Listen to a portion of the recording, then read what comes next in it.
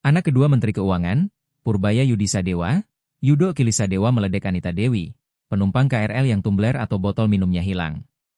Tumbler tuku Anita hilang setelah tertinggal di dalam KRL rute Tanah Abang Rangkas Bitung pada Senin, 17 November 2025, pukul 19 waktu Indonesia Barat. Setelah cerita itu viral, seorang petugas PT KAI bernama Argi dikabarkan dipecat.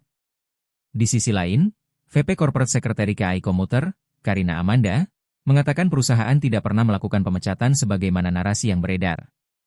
Lalu di media sosial Instagramnya, Yudo merasa permasalahan tumbler sampai membuat keributan yang besar. Padahal menurutnya harga tumbler yang hilang milik Anita setara dengan penghasilannya per menit.